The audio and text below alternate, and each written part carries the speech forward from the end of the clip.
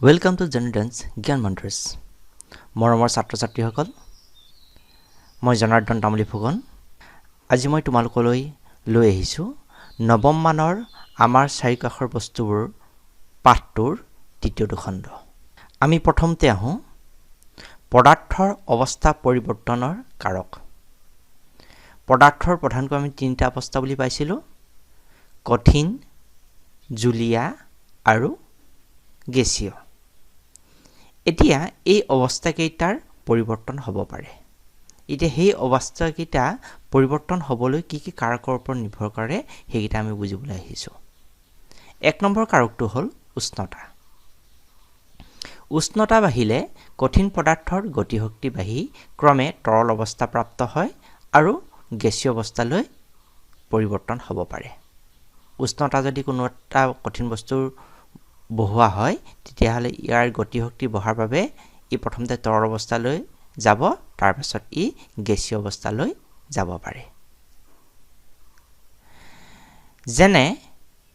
বৰফক যদি আমি গৰম কৰোঁ পানীলৈ পৰিৱৰ্তন হ'ব, আৰু পানীক যদি আৰু গৰম কৰোঁ তেনেহ'লে ই জলীয় বাষ্পলৈ পৰিৱৰ্তন হ'ব পাৰে।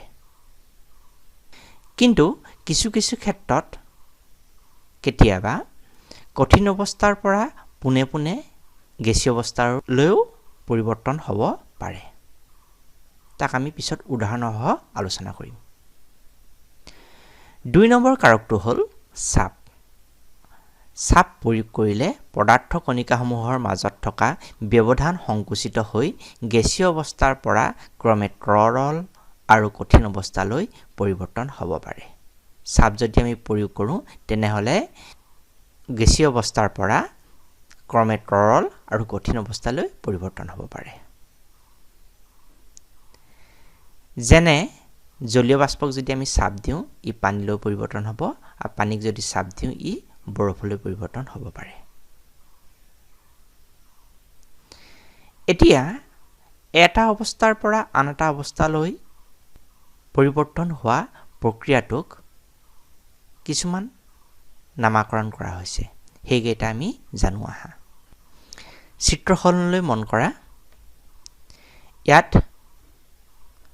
জুলীয়া দেখুওৱা হৈছে, গোটা দেখুওৱা হৈছে আৰু গেছীয় দেখুওৱা হৈছে। তেনেহ'লে গোটা অৱস্থাৰ পৰা জুলীয়া অৱস্থালৈ পৰিৱৰ্তন হোৱা প্ৰক্ৰিয়াটোক কোৱা হয় গলন। গোটা অৱস্থাৰ পৰা জুলীয়া অৱস্থালৈ পৰিৱৰ্তন হোৱা প্ৰক্ৰিয়াটোক কয় গলন, যেনে বৰফ গলা। আকৌ জুলীয়া অৱস্থাৰ পৰা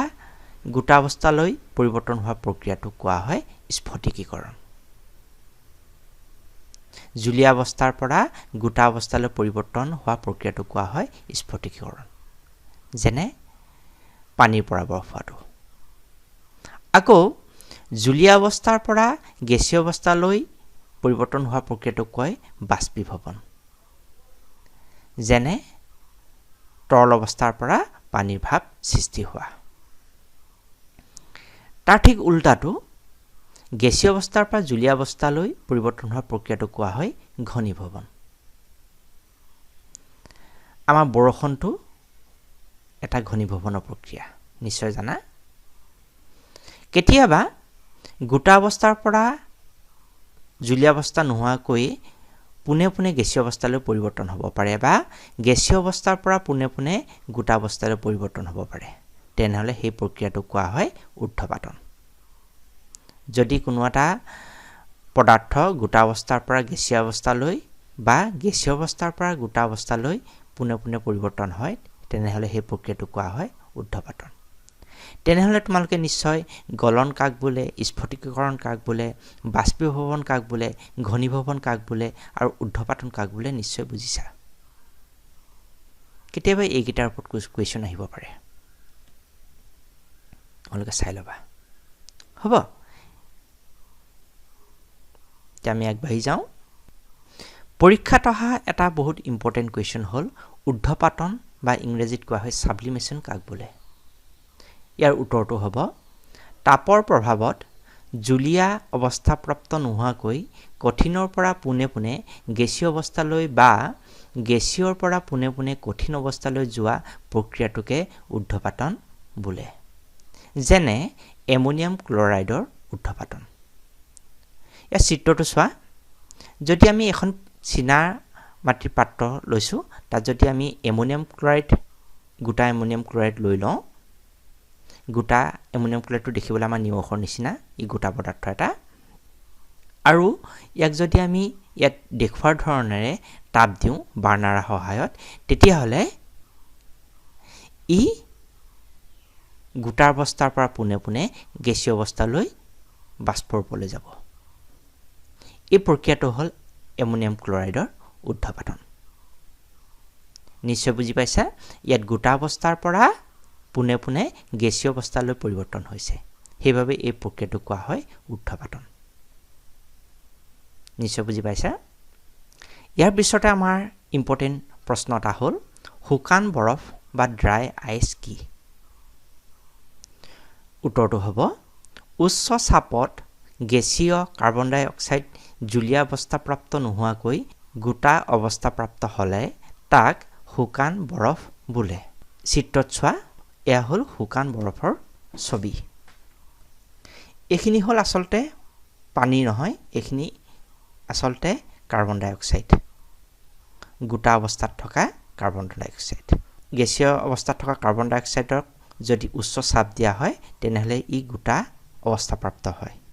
আৰু ইয়াকে শুকান বৰফ বোলে ইয়াৰ পিছতে আমি কেইটামান ইম্পৰ্টেন্ট পইণ্ট চাম সেইকেইটা হ'ল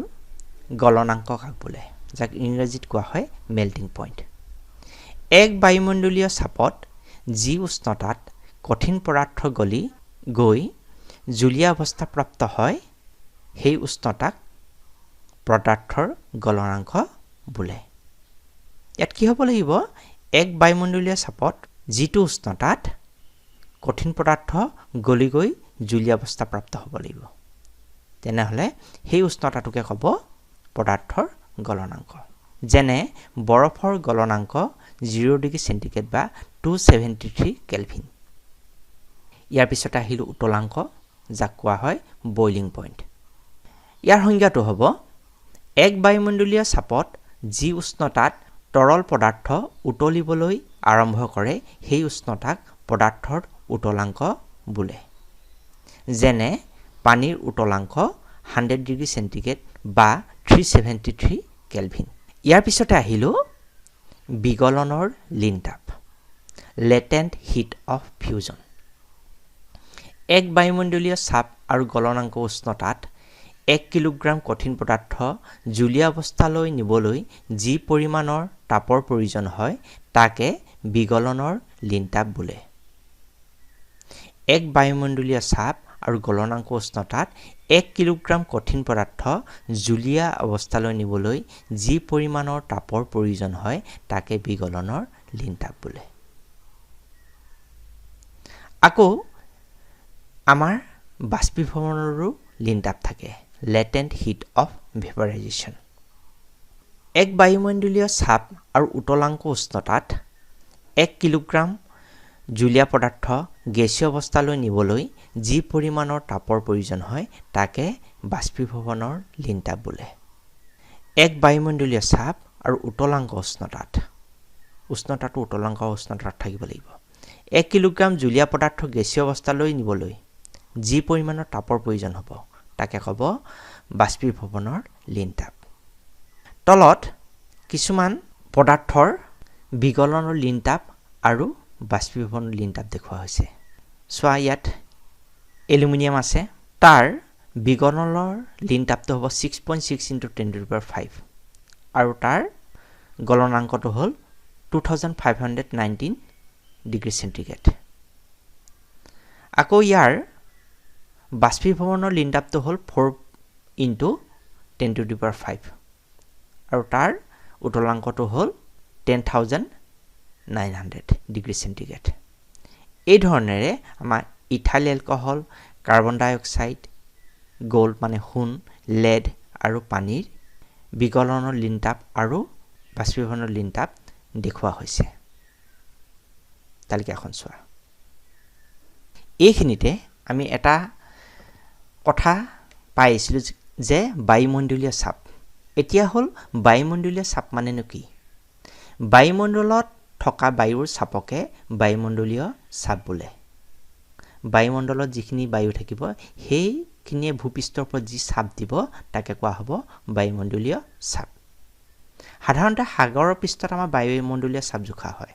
সাগৰৰ পৃষ্ঠত বায়ুমণ্ডলীয় চাপে হ'ল 1 এটমস্ফিয়াৰ ইয়াৰ এককটো 1 এটমস্ফিয়াৰ জোখা হয় বা পাস্কালত জোখা হয় 1 atmospheric pressure equal to 1.01 into 10 to the power 5 pascal নিশ্চয় বুজি পাইছা এইখিনিতে আমি প্ৰশ্ন কেইটামান ডিসকাস কৰোঁ প্ৰথমটো প্ৰশ্ন হ'ল তলত দিয়া উষ্ণতাবোৰ সেলসিয়াছ স্কেলত প্ৰকাশ কৰা এটো হ'ল 300 কেলভিন বিটো হ'ল 573 কেলভিন তেনেহলে তাৰ উত্তৰটো কি হ'ব চাওঁ আহা আমাৰ কেলভিন আৰু সেলসিয়াছৰ মাজৰ সম্পৰ্কটো হ'ল 273 কেলভিন ইকুৱেল টু 0 ডিগ্ৰী সেন্টিগ্ৰেড সেই কাৰণে কেলভিনক যদি সেলসিয়াছলৈ নিবলৈ হয় তেনেহলে আমি যোনটো উষ্ণতা দিয়া হ'ব তাৰ পৰা 273 বিয়োগ কৰিম সেই কাৰণে 300 কেলভিনটো হ'ব 300 - 273 অৰ্থাৎ 27 ডিগ্ৰী সেন্টিগ্ৰেড আমি কি কৰিব লাগিব যদি কেলভিন স্কেলত থকা কোনোবা এটা উষ্ণতাক সেলসিয়াছ স্কেলত প্ৰকাশ কৰিবলৈ দিয়া হয় তেনেহলে সেই উষ্ণতাটোৰ পৰা আমি 273 টো বিয়োগ কৰিলে আমি সেলসিয়াছ স্কেলত তাৰ উষ্ণতাটো পাম একে ধৰণৰে বি নম্বৰ প্ৰশ্নটোৰ উত্তৰ হ'ব 573 কেলভিন ইকুৱেল টু 573 - 273 ডিগ্ৰী সেন্টিগ্ৰেড অৰ্থাৎ 300 ডিগ্ৰী সেন্টিগ্ৰেড নেক্সট প্ৰশ্নটো হ'ল তলৰ উষ্ণতাবিলাকত পানীৰ ভৌতিক অৱস্থা কি হ'ব এ 250 ডিগ্ৰী সেন্টিগ্ৰেড আৰু বি টো দিছে 100 ডিগ্ৰী সেন্টিগ্ৰেড ইয়াৰ উত্তৰটো হ'ব 250 ডিগ্ৰী সেন্টিগ্ৰেড উষ্ণতাত পানী গেছীয় অৱস্থাত থাকিব আমি জানোৱে যে 100 ডিগ্ৰী সেন্টিগ্ৰেডত পানী উতলে সেইভাবে 250 ডিগ্ৰী সেন্টিগ্ৰেড হলে ই গেছীয় অৱস্থাত থাকিব বি নম্বৰটো 100 ডিগ্ৰী সেন্টিগ্ৰেড পানী তৰল বা গেছীয় দুইটা অৱস্থাতে থাকিব পাৰে পানী 100 ডিগ্ৰী সেন্টিগ্ৰেডত উতলিবলৈ আৰম্ভ কৰে সেই কাৰণে 100 ডিগ্ৰী সেন্টিগ্ৰেডত পানী তৰল অৱস্থাতো থাকিব পাৰে বা গেছীয় অৱস্থাতো থাকিব পাৰে নিশ্চয় বুজি পাইছা ইয়াৰ পিছৰ প্ৰশ্নটো হ'ল 3 নম্বৰ প্ৰশ্নটো কোনো পদাৰ্থৰ ভৌতিক অৱস্থাৰ পৰিৱৰ্তনৰ সময়ছোৱাত উষ্ণতা স্থিৰ হৈ থাকে কিয় আজিলৈ ইমানখিনি ইয়াৰ পিছৰ অধ্যায়ত আমি ইয়াৰ পিছৰ অংশখিনি আলোচনা কৰিম তেনেহলে ধন্যবাদ তোমালোকে যদি ভিডিঅবোৰ ভাল পাইছা লাইক কৰি দিবা আৰু মোৰ ইউটিউব চেনেল জনাৰ্দনছ জ্ঞান মন্ত্ৰছ সাবস্ক্ৰাইব কৰি লবা ধন্যবাদ